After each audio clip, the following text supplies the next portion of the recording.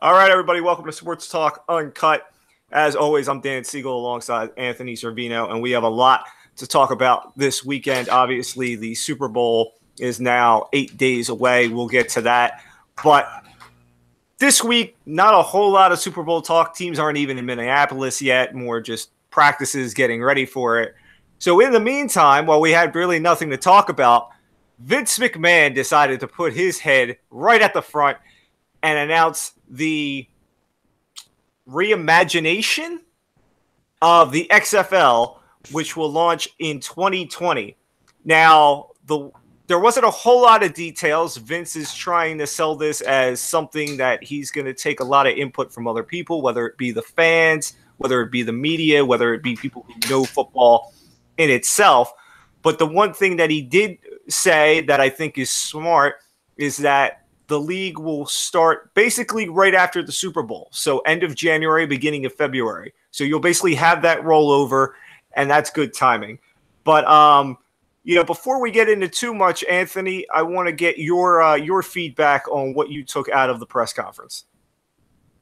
It seems like a different Vince McMahon than when we saw when he first launched the XFL. He seems a little bit more hands-off. He wants to key it on football. He doesn't want to mix any wrestling, I guess, what is it, kayfabe, or any storylines into the mix. Yeah, he wants to be just football, and he's attacking the NFL because, as big as the NFL is, they're regressing when it comes to their image over the past few seasons. And in a week, right, the week before the Super Bowl, the biggest NFL news, aside from a few coaching changes, is Gronkowski's injury status for the Super Bowl. Vince McMahon made this press conference at a perfect time when there was very little football news. Well, like you said, there will be it's strictly football. It's not going to be like the first go around where there was a lot of crossover. You're not going to see any wrestlers. The announced team seems to be more geared toward legit announced teams and not, like before where it was Jim Ross and Jerry the King Lawler. So now, weren't they mixing cheerleaders and coaches and cheerleaders and players, like trying to start relationships? I mean, there's no room for that. Yeah, all kinds of things. So this is more football oriented. Like I said, there wasn't a whole lot of talk about what to expect on the field. However, one of many things that I took out of it was, when the news hit that morning that there was going to be a press conference and everybody kind of assumed it was going to be the XFL, we automatically started to think of players, that could be in the XFL. And the most logical name was Johnny Manziel, who, let's face it, he could be the face of the XFL if he were in it. He fits the XFL brand as we knew it a long time ago. However, Vince McMahon seemed to kind of dismiss any idea of Manziel being in the XFL, as he basically said that they're more focused on the character of the players and that guys with criminal histories and DUIs would not be in the league. Now, mind you, that's all well and good, but also, doesn't that eliminate about half your talent pool? Yeah, that's what I'm thinking. But how do you I understand that, once you're in the league and you're in with a clean slate, what happens? Like, are you banished? Is there not going to be suspension? So what if your best XFL player gets a DUI, he gets in trouble off the field, he's going to be banished from the league? How are you going to handle that? Because if it's not handled correctly, you're just going to have NFL 2.0. Let's be very realistic about this, and I'm not joking when I say this. If 2020 came, okay, first week of February, second week of February, whatever it is, first game of the XFL relaunch, okay, prime time, Johnny Manziel versus Tim Tebow, that would get higher ratings than any NFL game. Yeah, I agree with that statement. I can actually agree with that. So I don't know how... Because he's going to hype it. Vince McMahon would hype. He's a hype machine. That's what he does. Here's the other thing I'm worried about, is that when the announcement came, we all automatically assumed that, we went back to the old XFL, no rules, everything, nothing's off limits, etc. And this seemed to be a more, again, he didn't go into real specifics, but this seemed to be more of a tame XFL. And that's my concern, because as much as this is the right time to be doing it and everything like that, if he's not going to go more old school football like we saw 20 years ago, then this is just going to be a less talented NFL, and that's not going to draw a whole lot of people. What do you think the public's interest is going to be in the XFL in 2020? I think, because I already see a mixed social media reaction where I'm seeing close to a 50-50 split on some people are going to be interested, and the other, hey, he did this before and it failed, I don't want to watch it. Well, yeah, he's got to rid himself of the stigma of the failure from the early 2000s. That's obvious, which is why a lot of people are skeptical. But here's the fact of the matter, okay? People are going to come and watch regardless of whether they believe it'll work or not, because they want to see what the product looks like originally. And if the product is good and they get off the floor running, more people will come. It can't flatline like it did first. Remember, okay, everybody watched the 30 for 30 on the XFL. Okay, the first real good game they had a satellite issue, and it took them weeks to actually get the product going. Okay, by the time that product looked anything resembling a football game, the season was over. So they've got to get talent in there right away, and they've got to hit the floor running. But like I said, if this is just a watered-down version of the NFL, it's not going to work. I know that, and this is he's made it very clear this is separate from WWE. It's Alpha Entertainment and all that, which is why I'm confused. The WWE is more of a family-friendly thing. This is separate from the W. Why is he so geared on? And he even said we're trying to make this family-oriented. That's not what this needs to be if you're trying to separate yourself from the NFL. But how is the NFL not family-oriented on the field? Not family-oriented in the sense of player safety. That's the only thing. That's why everybody's control, and you cannot control athletes on the field. There's going to be hits. There are going to be tempers. We've all played sports, right? And look at AJ Green and Jalen Ramsey. Their competitors are playing at the highest level. You think they're not going to get pissed off and go off? Like, how are you going to control that? Which is why I wish Vince had taken a different stance. I would have liked him to come out and be like, listen, we're going to play real hard-nosed football, okay? This is a physical sport, and injuries are going to happen. We are going to put our players in the best equipment and the best situation for their safety to be in mind. But there, obviously, once you step on that field, there is no guarantees that somebody is not going to get hurt. That's what I would have liked him to say. Not that, we're gonna look into everything and we're gonna talk to the best physician and blah blah blah. Blah. Okay, this is like this is not the XFL. Okay, if it's not gonna be something, I don't need it to be the circus that it was in the early 2000s, but it's got to be a more football oriented version of that. If it's not gonna be that, you can't call it the XFL. Thinking about this, right, and letting this sink in. It seems like we have, Vince gave us a lot of what he's not going to do, but not enough what he is going to do. Is that a fair statement? On the field, yes. Off the field, he told us something which was very, very, very important. Okay? The two things, okay, and he didn't talk about it, and nobody really asked him about it either in the Q&A, which I was very surprised about. Okay? But in that intro, before he comes on and he starts talking, okay, there are two things brought up that are very, very, very important. One of which is huge and would put the XFL above any other sport right now. Okay? Number one is fantasy. Obviously, fantasy is huge. Anybody will play fantasy anything. Okay, there's fantasy soccer, there's fantasy golf, there's fantasy NASCAR, there's fantasy everything. There's okay? fantasy video games, esports. Yes. So people will pay attention to the XFL just on that aspect. That's number one. But aspect number two, which is most important, especially following the news this week, betting. Okay? The news this week came out that the NBA is trying to get betting in all the NBA arenas, have kiosk available, be able to bet on your smartphones, everything like that, and they want 1% of all the bet. That's not going to happen. Okay, now could they move closer to an agreement?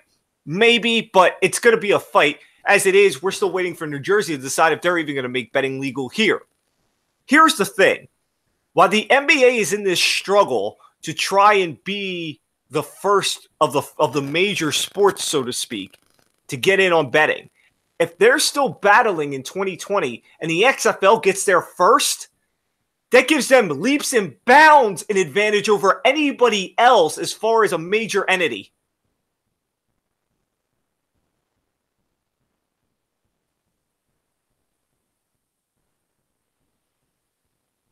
Betting is the key for Vince. Yeah, it's such a the subject itself.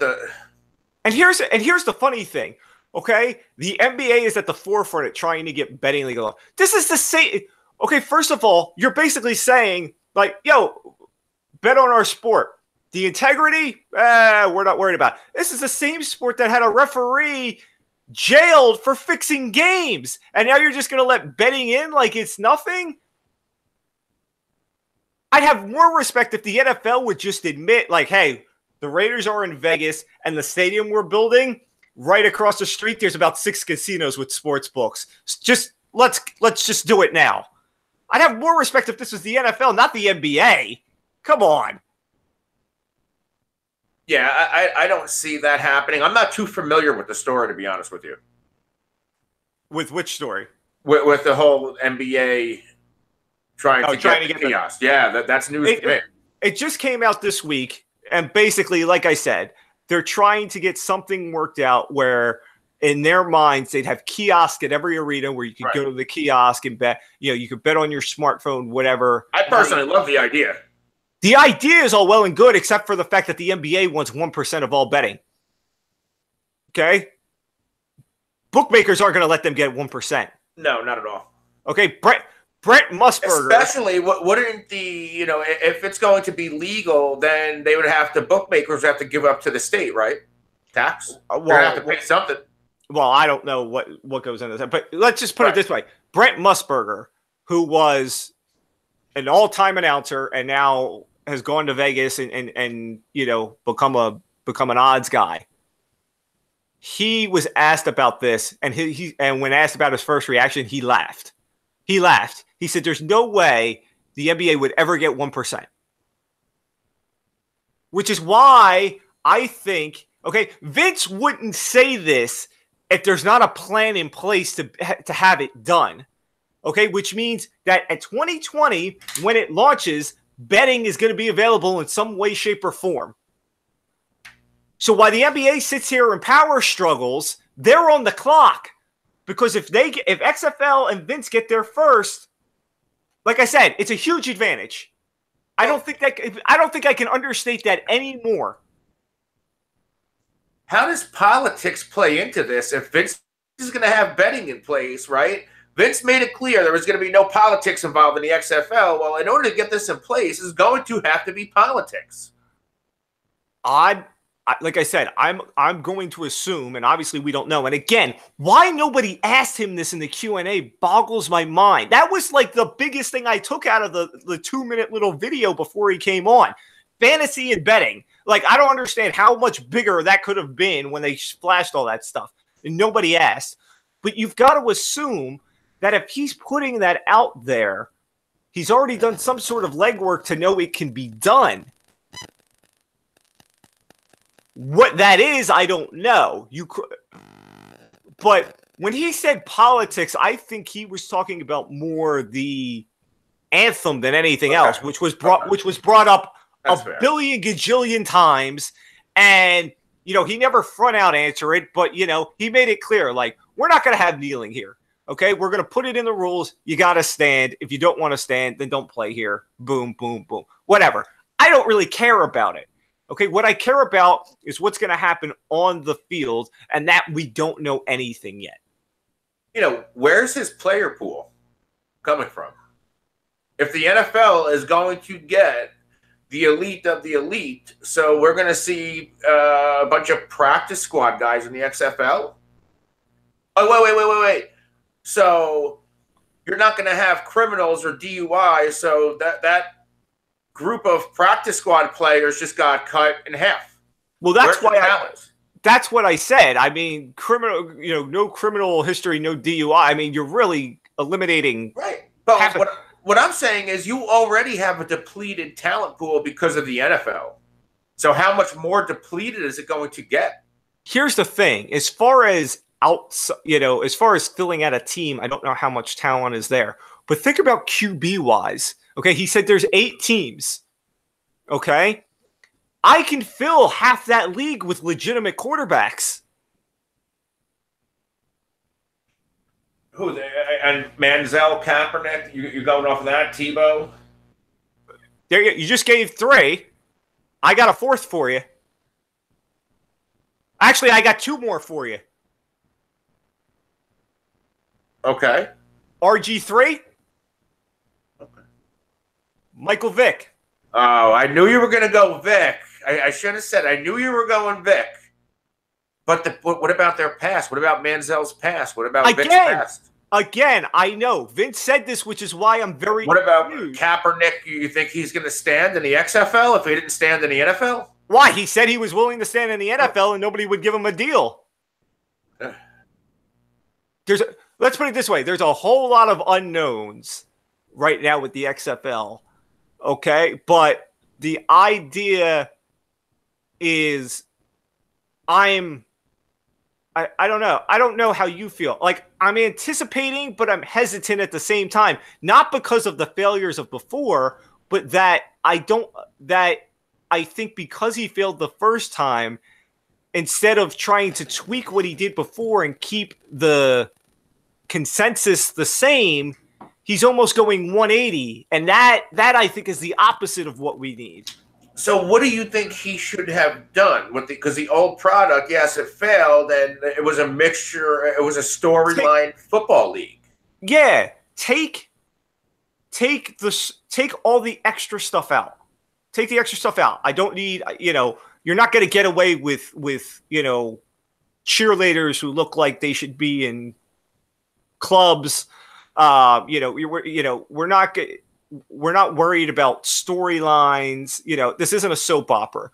What we need is a product that, one, is easy to determine. Okay, we know what a catch is. We know what a touchdown is. We don't need video review every 5 seconds. Things like that.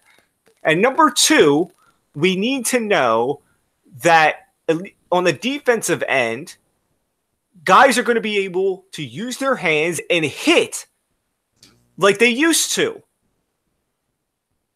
That's what I want from this XFL. And what I'm scared of is based off of the little bit that Vince said, we're not going to get that. What if the XFL turns out to be like a Pro Bowl game? That's your comparison right there. Yeah, then it's nothing, because first of all, right, you don't have the talent for a Pro Bowl game, number 1, and number 2, nobody wants to watch that. Nobody wants to watch that. No, I'm not talking about a talent-wise. I'm talking about rules-wise. No, I know what you're saying. I know what you're saying, but yet nobody wants to watch that. Okay, very quickly they're going to have to establish that this is the anti-NFL from a rules standpoint. If they don't, this is not going to last. A part of me, I will say, a part of me wishes that Vince came out and treated it like he did with WWE, whenever he came out and said, okay, this is going to be sports entertainment. I almost kind of wish he would have brought an XFL, strictly sports entertainment, and because if you introduce it like that, you're going to draw that same audience, and he could have tapped in to the old WWE audience. I don't think he wants to do that. He made a very big point in that. No, I understand. I understand he didn't want to do that, and I understand the direction he's going into. But me, being an NFL guy and covering an NFL, it's like it's kind of, you want to take the, it's putting the Brooklyn Brawler in a ring against Brock Lesnar. If he does it right, they will come. The question is he going to do it right? We don't know that yet. Jerseys with "He Hate Me" on the back isn't going to get it done. Stop that, okay? "He Hate Me" was a national treasure. Don't talk badly about "He Hate Me."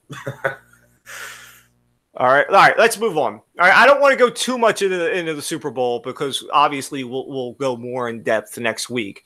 But let's at least talk about it a little bit here. Okay, obviously Eagles-Patriots, a rematch from nearly 15 years ago. The only holdover is Tom Brady because he seemingly will hold over for all of eternity. I guess we shouldn't be too surprised. I mean, I'm a little surprised, especially at how everything worked out, at least on the Eagle end. They survived a Falcons team that couldn't get out of their way. And then Minnesota, who gets there on a miracle, basically was hung over, and that was never a game. And then, Patriots disposed of Tennessee very easily, and then were able to take over Jacksonville when they went conservative in the second half. So here we are. Like I said, I don't want to get too in-depth to this, but we can talk about it a little bit. And just what are your initial thoughts here as we get ready to head down this road? I think a lot of the emphasis is going to be on Gronk. Is he going to play? Is he not going to play? I believe this is his first career concussion that he's shown up on an injury report with. So you know how the concussion protocol is. If he's not cleared by Monday, then I would start to worry. Are you that concerned that if Gronk doesn't play, it's a big difference? I mean, we saw them without Gronk last year. But Gronkowski is still the top tight end of the NFL when he's healthy. He can run. He can catch the ball. I mean, Gronk can do it all. And that's a very, very, very talented Eagles defense. And listen, Jacksonville's defense stifled the Patriots. Until the second half. Right. The Eagles defense, they go after you almost as hard, if not harder, than Jacksonville. All right, well, let me ask you this then. I think it could be a long day without Gronk. Let me ask you this. What is, if anything, because I'm gonna go with the nothing answer, what is the huge difference between the Jacksonville defense and the Eagle defense? Because the only difference I see is that Jacksonville's secondary is heads and shoulders better than the Eagles secondary. Yeah, but you know what? I liked how the Eagles attack with their front seven a lot more than Jacksonville's. My point is that, even if you want to do it that way, Jacksonville's secondary is way better than the Eagles, but the Eagles' front seven it works a lot better than Jacksonville. So we can call it just even. Okay, we can, instead of arguing, we'll just say it's even.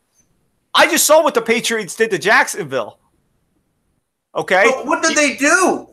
They didn't blow them out. They didn't handle them. They didn't really do much. They don't have to blow them out. They just have to score more points than the other team. Okay? And yeah, they got stifled in the first half, but then they went out, they made adjustments, and they won a football game. But let's get back to your Gronk point, because it's funny you brought this up, because I was actually going to save this, but let's do it now. Okay? Like you said, Gronk is the best tight end in football when healthy. Mm-hmm. When's he healthy? Not enough lately. Okay?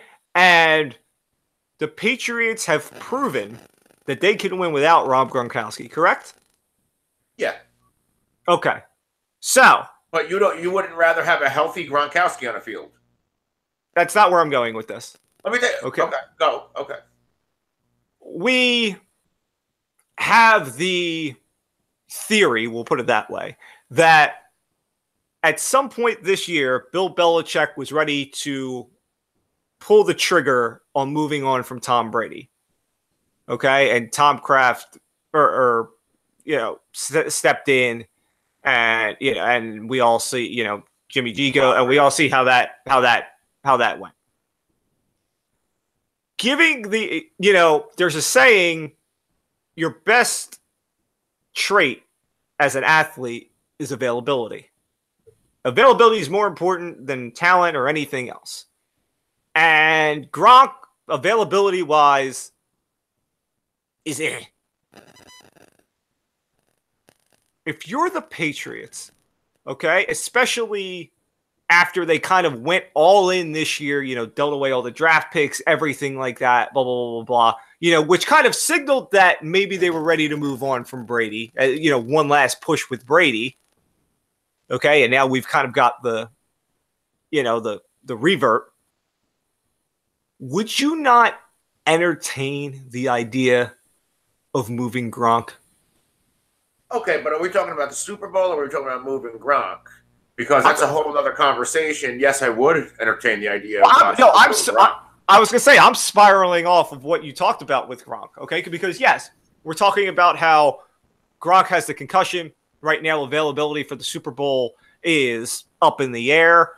He wasn't there for the Super Bowl last year, and he now has, 3-4 seasons in a row with injury problems? But here, you want to know why Gronk is such a big dependent for the Patriots this year, right?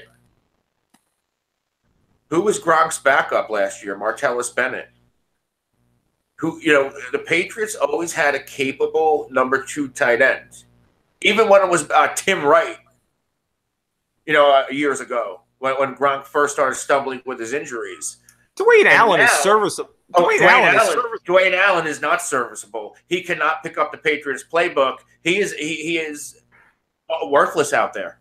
If Dwayne Allen was anything, they would not have signed an injured Martellus Bennett midseason. The Packers waived Martellus Bennett. The Patriots picked him up right away, injured. Yeah, I remember, and he said he still can't play. Right, and obviously he might retire, but if Dwayne Allen was anything, why did they pick up Martellus Bennett? There's a huge hole. That's what the Patriots thought they protected themselves with. They traded for Dwayne Allen in the offseason. They thought he would be a capable number 2, and he just fell short. Well, yeah, they've been too tight end oriented for years now. I mean, the Aaron Hernandez thing worked out well. Yeah. So they go from having 2 tight ends to no tight ends if Gronk doesn't play. And that's why his presence is so huge. But if you want to talk about in the offseason what the Patriots going to do, yeah, you can entertain the idea of moving Gronk, but I would do more than entertain. What are you going to get for him? Oh, I think you can still get something. Because you know what? Because I have a bet. I have a one-up on you, right? And I've said this before. You retain Gronk, and you sign Jimmy Graham. Jimmy Graham's at the end of the line. He wants to win a championship.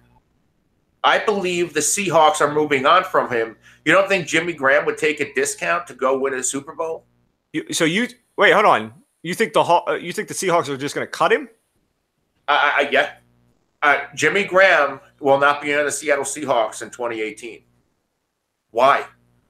Jimmy Graham's not the same player that he was. Yeah, he scored, I believe, double-digit touchdowns. That's great, but that's all he is. He's now a red zone. That's all he's ever been. I mean, he had those monster seasons. You can't take them away from him, but he's not the same player. So if you he also had bring Drew him Brees. to New England and Russell Wilson, come on. Come on. Drew Brees and Russell Wilson are at the same tier, at least right now. All I'm going to say is Brandon Cooks had monster seasons with Drew Brees. He went to Tom Brady and not so much.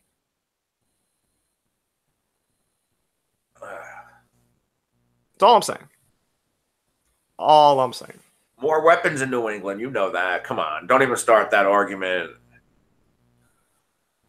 All right, real quick, one last thing here on the Super Bowl, and then let's move on. If the Eagles lose this Super Bowl, does Doug Peterson get a pass? Get a pass from what? He's overachieved. Well, if anything, he bought himself an extension. Well, that's my point, because Wentz goes down, which kind of, lowered the expectations. And now he's got Foles playing at above Foles quality. I mean, 75% completion percentage in both games. Okay, trust me, I'm not expecting that come next week. But my question is that at the way those two games went, beating Atlanta, beating Minnesota, the way Foles has played, and now almost the renewed expectation level here in Philadelphia, we know it's the Patriots, we know it's Tom Brady, but hey, nobody's giving us a shot anyway. Nobody thought we'd beat Atlanta. Nobody thought we'd beat Minnesota. Nobody's going to give us a shot. We think we can win. If that doesn't happen, does everybody kind of revert back to the fact at the end of the day, it was Foles, not Wentz, and everything else. What I'm saying is that you're right. He exceeded expectations after Wentz went down. I think now that they're here, even the expectations coming into the season. Yes. But once they took off, those expectations changed. Right.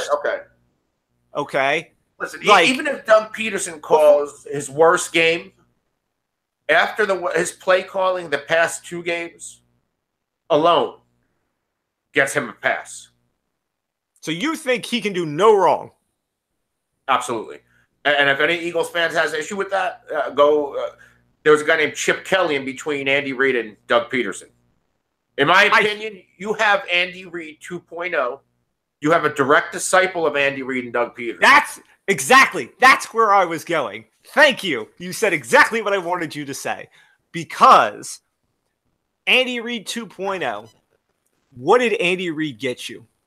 Oh, here we go. I'm an Andy Reid guy. I'd rather, and here's a perfect example, right? Marvin Lewis.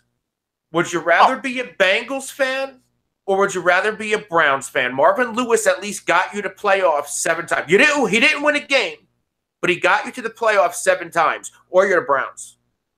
What would you? I at least rather get to the dance than not have a date.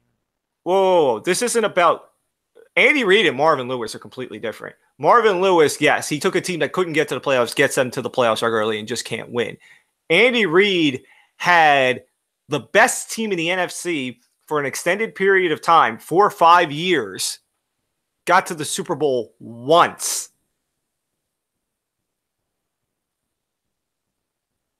So do you think if it was another coach, I mean, look at Chip Kelly. Chip Kelly is an idiot. Okay, Chip Kelly can't do the NFL game. That's I don't believe for one second that if you put another coach in place of Andy Reid in Philadelphia for that, I don't think they're having the same success. No, I don't believe it. I'm not going to buy it. My point is that if Doug Peterson doesn't win next week, it's not going to be loud. It's not even going to be soft enough that you can hear. Okay? But there will be some that will start to gently wonder aloud if this is, as you put it, Andy Reid 2.0. Because if he doesn't win on next Sunday, once he gets Carson Wentz back, the expectation is to go there and win. Let me tell you something. The Eagles better go out and win because this isn't the Andy Reid era. Teams aren't getting.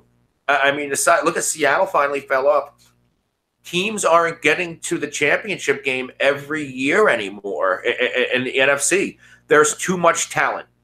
The NFC is loaded with young, talented quarterbacks. The talent is tremendous in the NFC. Look at Dallas.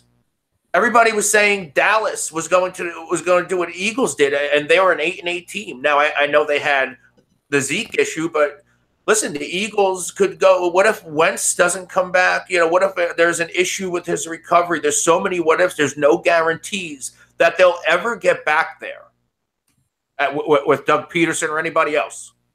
You got to go out and win this game if you're the Eagles. They're due, but they have to go get it done. All right, we'll get more into that next week as we talk more in depth about the game and give our predictions.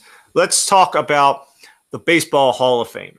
So the announcement came down this week by the voters: Chipper Jones, Trevor Hoffman, Vladimir Guerrero, all getting in to the Hall of Fame. I'm leaving somebody out. Oh, Jim Tomei, leaving out. So the four of those get in. Okay. And, Edgar Martinez next year will be his 10th and final year on the ballot. He's at 70%. Probably gets in next year. But let's talk about other guys on the ballot. And let's start first with the obvious two guys that we need to talk about: Barry Bonds and Roger Clemens. Bonds and Clemens seem to be trending upwards as far as vote totals until this year, where they didn't jump very high. They both ended up at around the 50% margin. Bonds at 56.4, Clemens at 57.3. Both of them, it was their 6th year. Next year will be their 7th year on the ballot. I bring this up because they've kind of plateaued out with the vote totals. The expectation originally was you keep seeing the increase that they're eventually going to get in.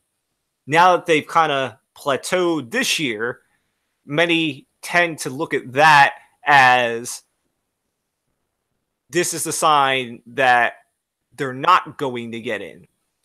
I have my theory, but I want to let you take the floor first because this is when you actually liked baseball. Yes, I was going to say, all these players you're naming, I can remember playing the video game. That's when I actually was watching all the sports before I got to my football fix. But yeah, so it's there are four who got in, right? Jones, because I'm looking at the list with the votes right next to it. Yeah. Chipper, Tomei, Vlad, and Hoffman all got in. Those are the four that got in, along with Trammell and Jack Morris, who the Veterans Committee voted in. But they're before your time. You don't know them. Wasn't there an Alan Trammell from my time watching baseball? Wasn't there a Trammell? That's the one that's going. No. Alan Trammell was a shortstop, and that's the one that's going into the Hall of Fame. Oh, okay. So yeah, I remember him. Or middle infielder. I have his baseball card. I'm telling you. There you go. All right. Well, talk about Bonds and Clemens. Move on. Okay. My opinion on the steroid era, and we talked about this off air yesterday, that I think you have to name it a steroid era and get all those players in. How can you include some and not others? Because aren't there some in? Well, there are some with the suspicion, not right. Not the known, like Bonds and Clemens, although they never failed a test, are they're labeled more as known steroid users. Listen, I believe that if guys like Jeff Kent, Terrell Owens, you know where I'm going with this, I believe the media holds a grudge. These guys weren't the nicest guys in the world, and I'm talking about T.O. from a football perspective, to the media. I believe that's playing a bigger reason why they're not in over the steroid thing at this point. Right, correct me if I'm wrong, Bonds, before he even juiced, he was a Hall of Fame ball player, no? Listen, was Roger Clemens. I was going to say, both of them, before steroids, before we can look at them and go, okay, this is where the steroids started. Like we have a good idea of when Bonds and we pretty much know when Clemens started. All right, so there's really no question here. But before that, okay, Bonds was arguably the greatest baseball player of all time. He was in the conversation, so we don't have to go there. And Clemens, the thing with Clemens is he was among the best pitchers in baseball. And then he started to kind of look like he was teetering out. And then all of a sudden there was the revival, which obviously now everybody points to steroids. So, but they were both Hall of Famers with or without steroids. That's not the question. So the real question is, and you answered, is whether you would put them in, and you would. And you said about other guys being in the Hall. And like I said, there are guys with suspicion, Mike Piazza being one of them. Some people suspect him of using it at some point. Yeah, he wasn't in the Mitchell report. There was never really anything that pointed to it, but yet there's a cloud. Whatever. Okay. You see guys like Sammy Sosa and Manny Ramirez is going to come on the ballot here at some point. They're not going to get in for those reasons. Okay. So, but and here's the. I'll save that for a minute. Here's what I was going to bring up as far as Bonds and Clemens are concerned. We need to remember that the Hall of Fame is a museum that is supposed to tell the story of baseball.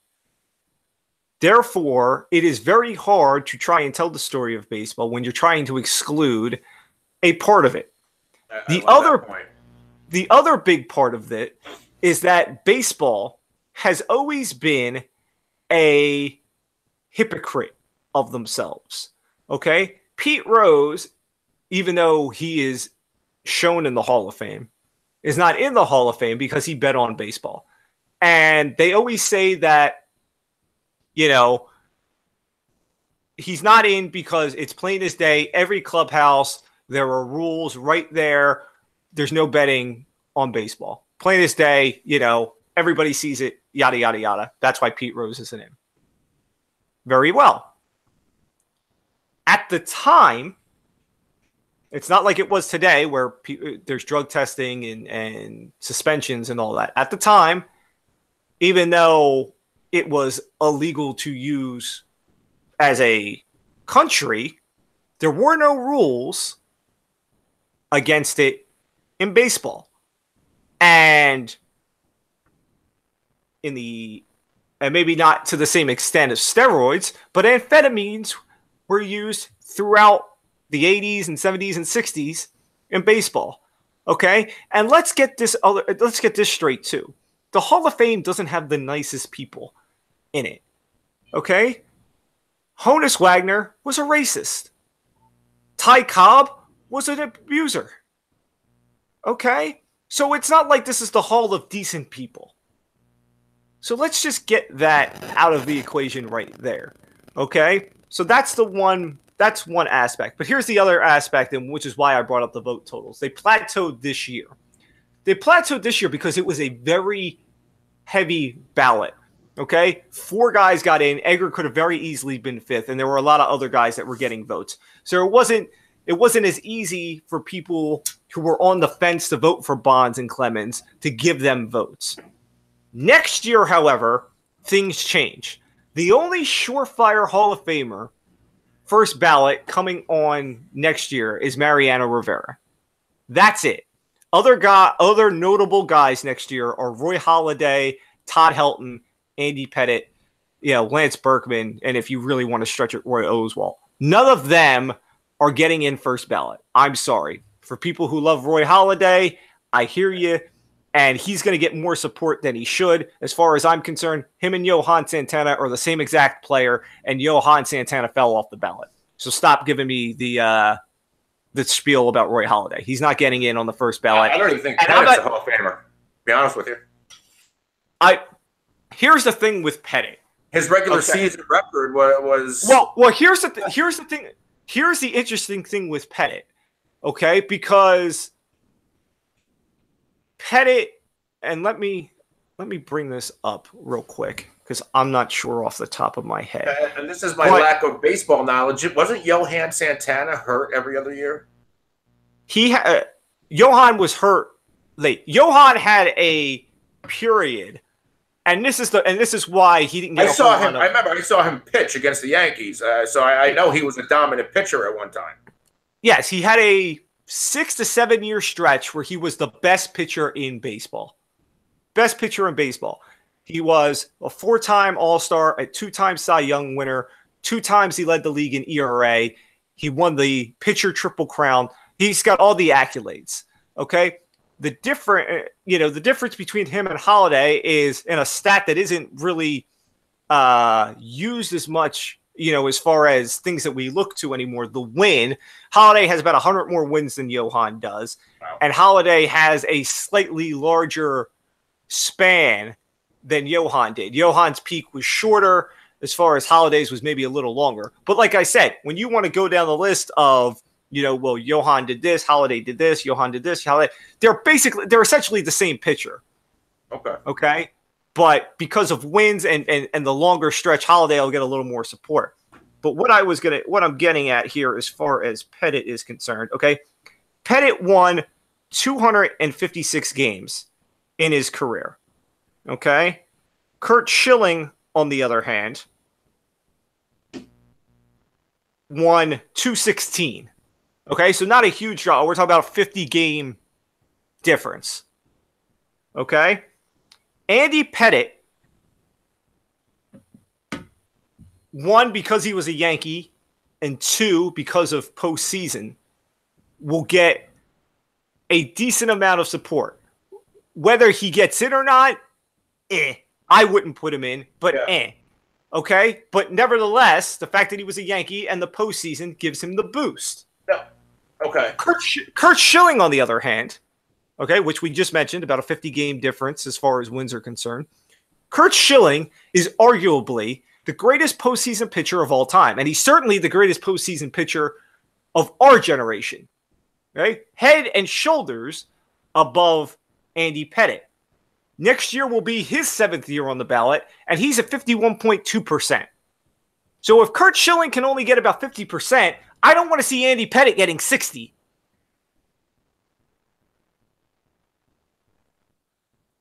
Yeah, Musin is at 63.5. Yeah, he's another guy that, depending on what side of the fence you're on, you put him in, you don't put him in. I've always been a guy that I lean toward not putting him in,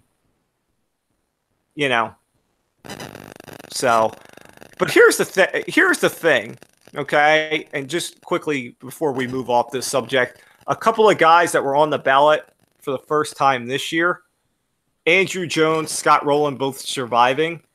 People need to pay more attention to them. All right?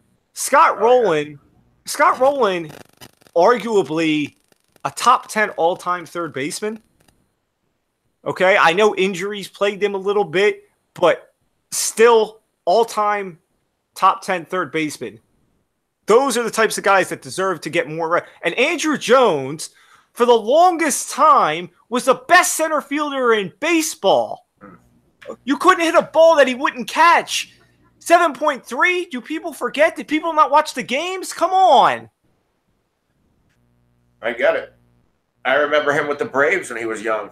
And by the way, he was unbelievable. Now that Trevor Hoffman is in, and can people start voting for Billy Wagner? Another great Billy Wagner was just as good as Trevor Hoffman. Okay, yeah, he didn't have 600 saves, but he had a shorter career, and he's way better with strikeouts. Like, stop! Come on, people, pay attention. Like, for the love of God, change the 10-vote rule and take it out of writers' hands and let current Hall of Famers and players vote on these things. Okay? How was Jason Isringhausen on a list? Everybody, once you get your X amount of years, you get put on the ballot. Oh, okay. It doesn't mean you're going to get voted for. Okay. Okay. Don't hate on Jason Isringhausen, okay? I mean, look, some of these guys are Orlando Hudson, Aubrey Huff, Isringhausen, Brad Lidge, Kevin Millwood, Carlos Zambrano. Really? So that's what my question. Why are they there? But yeah, you get on doesn't mean you're going to get a vote, but you get on.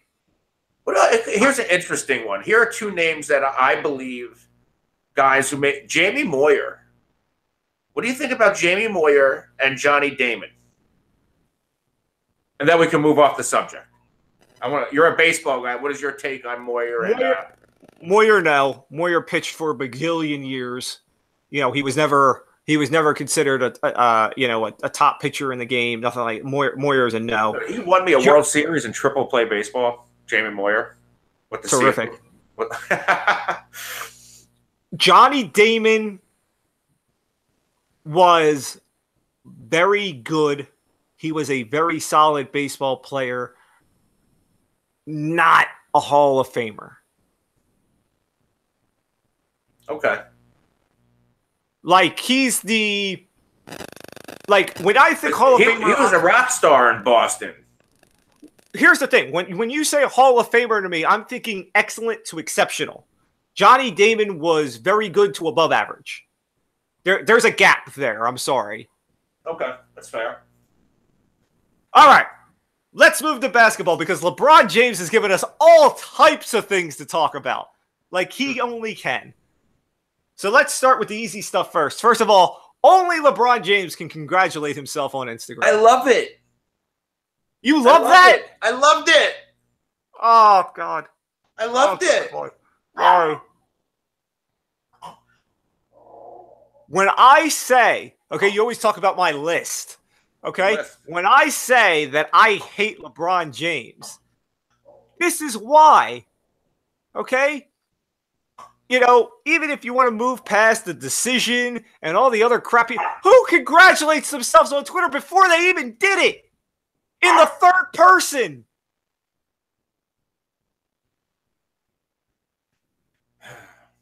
Is Tom Brady going on Instagram in the third person saying congratulations on getting into the Super Bowl again? It's a little... I just feel like the LeBron James-Jordan conversation was a lot different than the Manning-Brady. Different sports, different egos. It's a lot different in that one conversation is over and the other conversation people cling to. That's the only difference. As far as I'm concerned, both conversations are over. Listen, before it's all said and done, I think James will retire as the greatest ever. Here's the thing, okay? When you talk about, I need a really good comparison here. What if the Cavaliers go on a run and win the championship this year? Then what? Then what is Then that can start the conversation again. Okay. But, see, I'm trying to come up with something. The first name that popped in my head isn't really a good comparison. I'm trying to think of somebody who won. All right, let me run with this anyway. This isn't a good comparison, but let me run with this. Derek Jeter. Okay? Obviously a Yankee, so that puts him at a higher profile. 3,000 hits kind of sealed that all. But let's look at it this way. Take the postseason and the championships away from Derek Jeter. Okay? Or let's not even take the championships away. Let's just limit the championships. Okay? So let's say Derek Jeter was a above average regular season player, a very good postseason player, and had a couple of championships. Okay. He'd still be considered an all-time great, but he wouldn't be in the conversation as greatest Yankee of all time and you know, one of the greatest shortstops of all time. Correct? Okay. Right. Okay. Takes me to LeBron James. LeBron James, when all is said is done, will be arguably the greatest NBA regular season player of all time. However, and you could throw all the excuses at me you want. You know, well, Michael never had to face a team in the finals with, you know, four you know, potential Hall of Famers, blah, blah, whatever. I don't care what you want to throw at me. If LeBron ends up, let's say LeBron doesn't win another title. Is there a conversation to be had? Okay, Peyton Manning. I was just going to say Peyton Manning was an all-time great, but he got 2. He got 2, and he almost only had 1. And for the longest time, we were hanging on to that. You got to keep up with your comparison. Yeah, I like the Manning. I like the Manning comp. Okay, which leads me to the next thing. How many does LeBron need? He's got to at least tie. He's got to at least tie. Because if you're not going to, and you can't factor in losses, right? Because you're not factoring them in for Brady. Okay, fine. Well, fine. What, you want to factor him in? Brady's got 2 losses, both to the same team. Jordan had 0 losses. LeBron's got more than both of them combined. Okay, I'm just saying, if you're going to compare, I'm just saying when you're talking about Brady and Montana, they don't really bring in Brady's losses. Well, no. Brady's losses. They actually praise his appearances. The appearances are what kind of overtook the losses, and I think the fact that he turned a would-be loss last year, 28-3, into a win, and then the surpassing ended that conversation completely. Right. Okay? If that was a normal game and they had just won, there could still be some debate. The manner in which it was done ended the conversation. So, okay, so the Cavs are in a hole, right? They lost how many games in January? So if LeBron James leads a turnaround, right, what? Going into last night, the Cavs were tied for the worst record in the league, 3-10 this month. Okay. So if he starts turning it around and goes on a run, goes and wins the championship. If he wins, what if he wins a championship and it's not against the Warriors? Then it depends on who it's against. Because anything could happen. There's so much that I just thought of that. What if it's not against the Warriors? What if the Warriors somehow lose and LeBron dominates? First of all, the Warriors aren't going to lose. Let's just stop that. Anything can happen. Not going to happen. Not going to. I mean, seriously, who's going to be? All right, the Spurs don't have Kawhi, right? And there's all kinds of problems over there with Kawhi. So, as much as do you see any? Can the Cavs make any moves? I know they were in salary cap trouble, and I know Tristan Thompson's starting to play well again. But can they make any moves right now to improve? All the moves they're talking about are small moves. Like, they're talking about George Hill. And, they, as far as an impact guy like a DeAndre Jordan, what are they going to do? Unless they're dealing that pick, which isn't as valuable now. Is there a... Here's the thing. They've got one asset to deal on that team.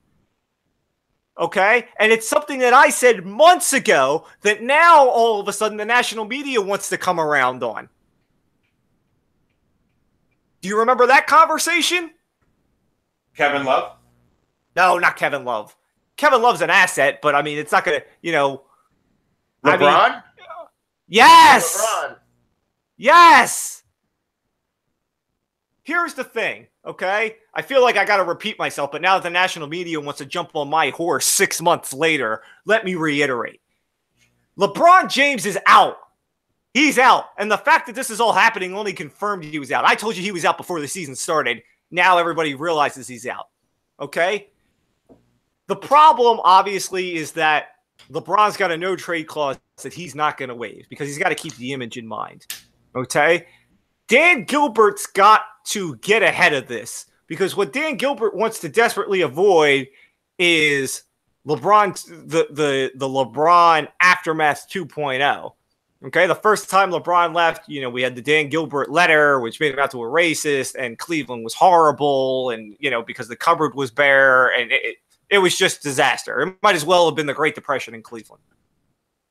Dan Gilbert's got to get ahead of this. He doesn't want that again, because guess what?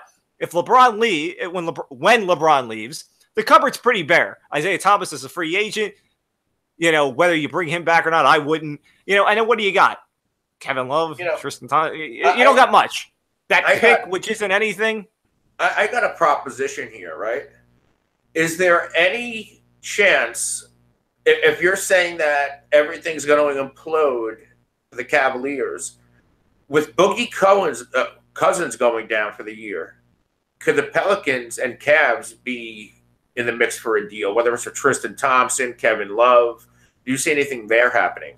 Or maybe LeBron going to the Pelicans? I mean, they're in the sixth spot right now in the West. LeBron's not going anywhere. First of all, I'll circle back to LeBron in a second. The question is, if you traded, I don't think they're going to trade Thompson. Thompson's contract is ridiculous. Yeah, he's got a baby to support. It's asinine, is what it is. Kevin Love is the piece you're going to move, but like with DeAndre, if they move Kevin Love for DeAndre, that doesn't solve anything. Like, you're trying to move Kevin Love to solve a problem, and all you're doing is creating more holes. And the Pelicans, they're not going to. That's not. I mean, unless they just want to tear this down, no. Let's get back to LeBron. Okay, if you're Dan Gilbert, here's what needs to happen for you to come out ahead in this. Okay, much like the rumored Kyrie thing. Okay, the report yesterday was when Kyrie asked for a trade, Cleveland said not going to happen, and Kyrie basically gave them an ultimatum because he knows that when it's LeBron in Cleveland, you got to win power struggles. You got to have some sort of leverage. And he said to Cleveland, "Listen, you got two options. You can trade me, or I'm going to get knee surgery and I'm not going to play this year." And that's how he won the power struggle. Plain and simple. That's how he broke free from LeBron. So here's what Dan Gilbert needs to do. He needs to figure out a way to win the power struggle with LeBron. And this is how you do it.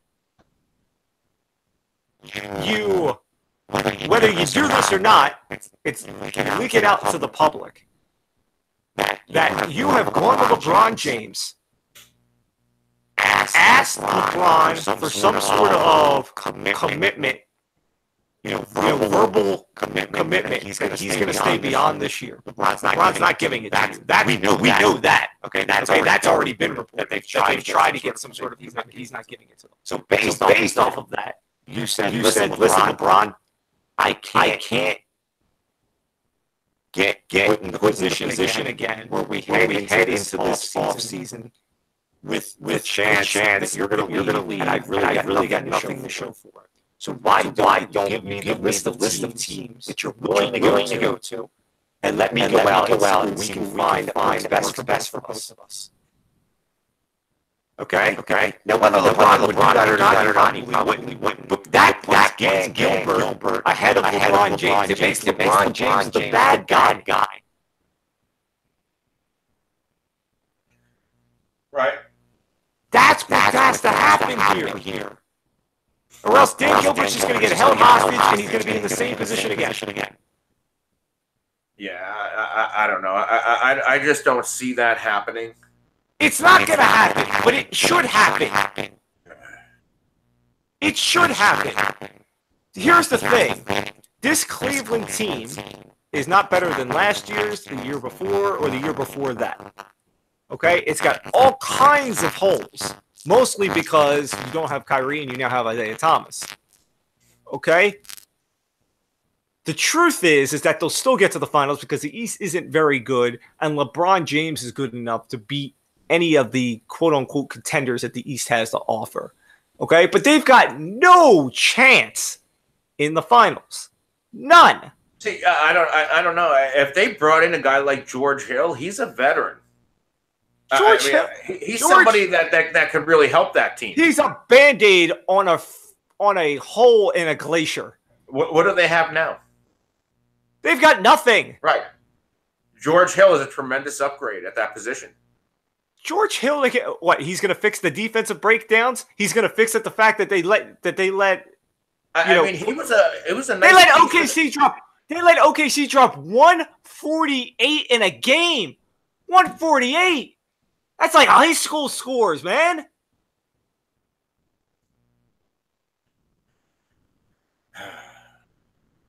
Not to mention, Okay? What is LeBron doing? What is LeBron doing? Him and Steph pick all-star teams.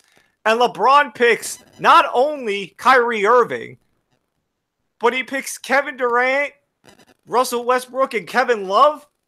Was Kevin Love like the last pick? Like, listen, dude, you stuck with him. It was Millhouse.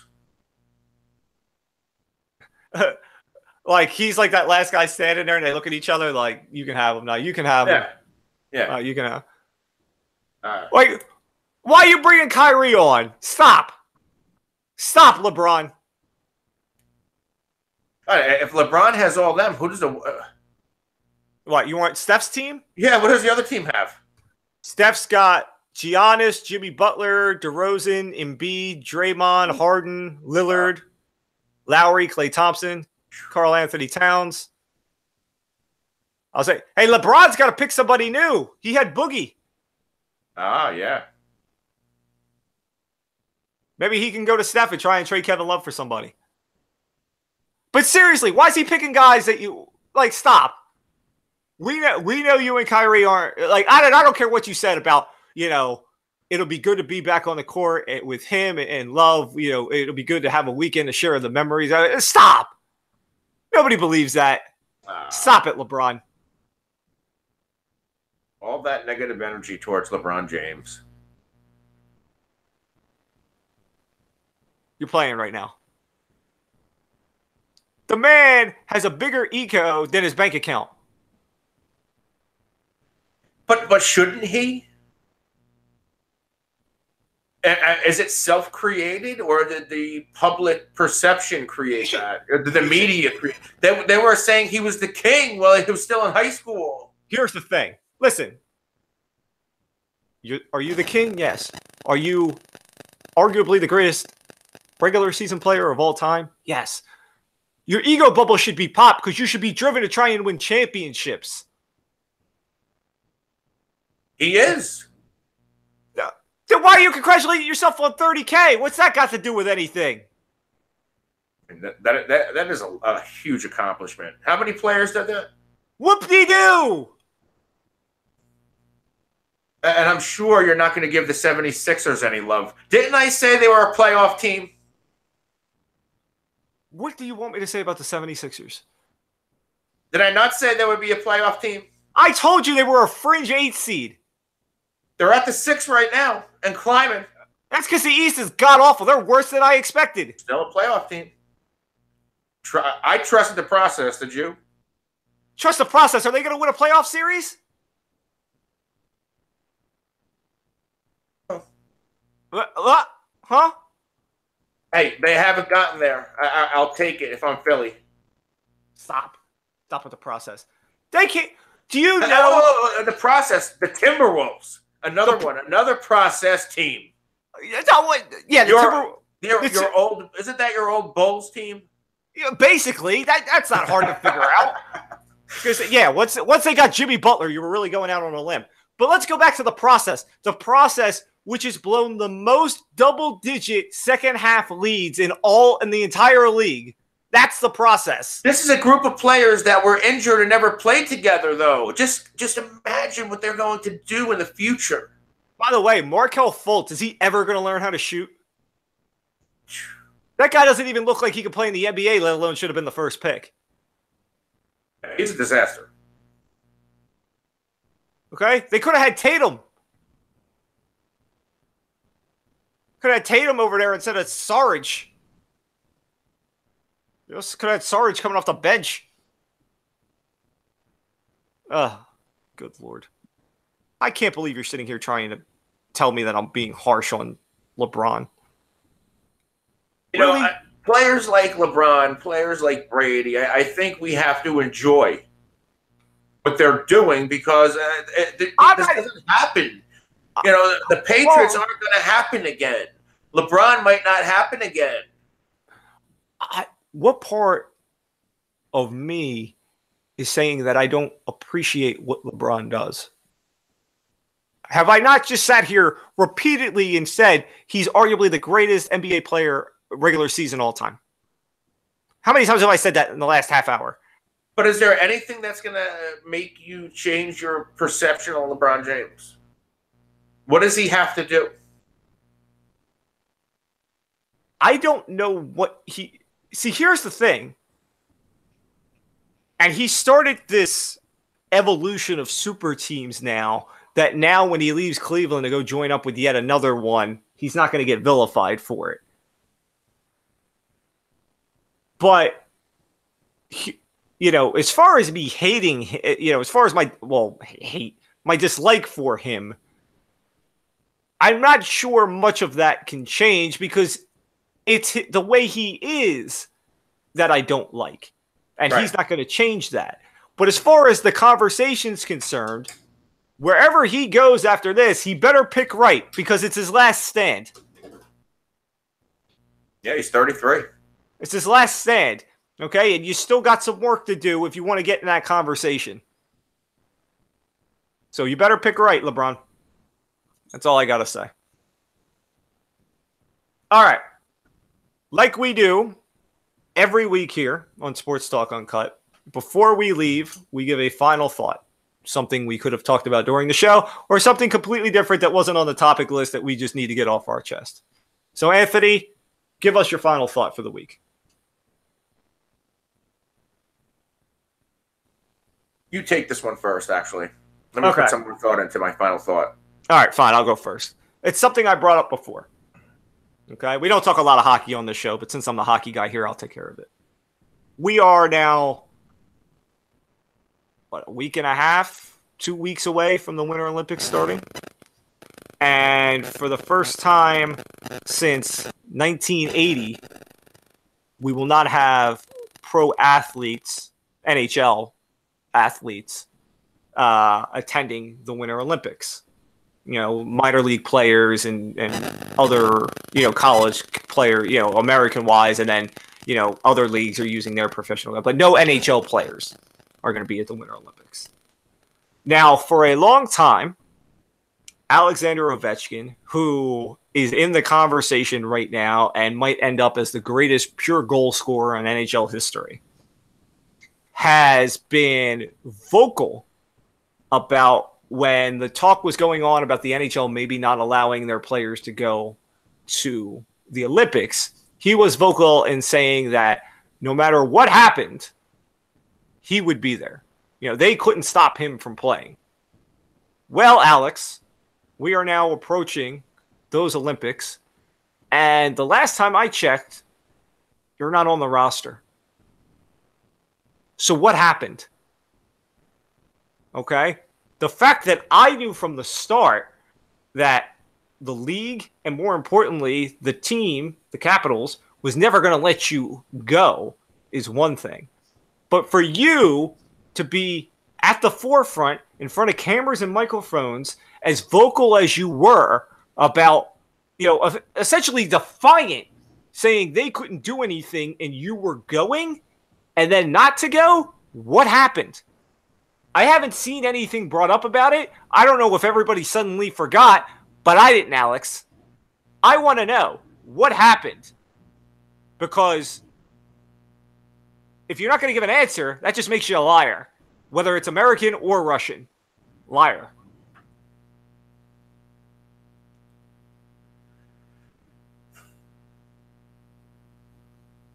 You can go. I'm done. Okay, my final thought is something that I haven't talked about on the other show, the FF Face-Off, which is all football, and something that we haven't talked about here, and that's the NFL Pro Bowl. It's getting to the point where, I'm not even, and I live for football, I don't even tune in. And it's something that the NFL is going to have to do something about because it's an event that should be more, the Pro Bowl used to be something big. I remember, at least when I was growing up, and the quality of the game is terrible. The NFL needs to do something to get the fans' interest back into this game. Whether it's completely abolishing the game, why not make it a weekend-long skills competition? Why not do it a fan event? This way, your players who have the incentives in their contracts, they can still get paid. They can still have the vacation. They can still have that, on their resume. But, the game itself has to go. So you don't like the new skills challenge stuff they do? You don't like the tic tac kick?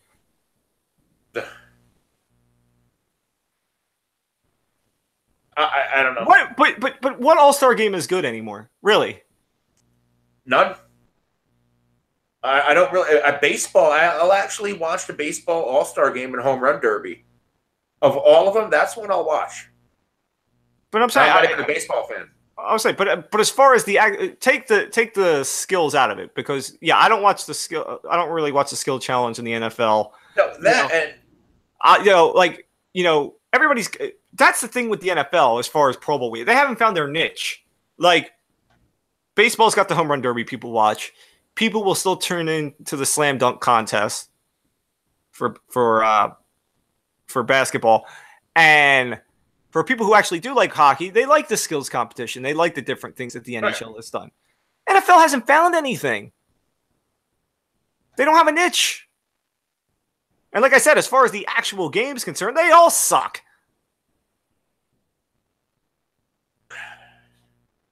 Yeah, I don't know. They have to change. I don't know what they could do. By the way, since I just railroaded Alexander Ovechkin and said that I hadn't seen anything, I found the statement. So let's read it. Okay, he says, I see the news this week. I'm very disappointed that the IOC and NHL have put me and all NHL players in the position where some of the best players in the world do not have the chance to play in the Olympics. It's not just about me. Blah, blah, blah, blah, blah, blah, blah. Let's see. It sucks we will not be able to play her. I said every time I was asked since last Olympics that nobody is going to tell me I can't play because my country was going to be allowed to ask me. Now the IHF and NHL say my country is not allowed to ask anybody in NHL to play there and nothing to talk about anymore. I talked to Ted about this last year and he supported me and I have my back and understand what I want to do. I was going to be allowed to ask me and my family. There was nothing. Okay. Okay. Oh, okay. I see what you're doing, Alex. This is cute. Alex is saying that because of what the Olympic Committee and the NHL have done, and that not allowing the country to ask Alex that he can't go. They didn't ask me, I can't go. They're not even allowed to ask me.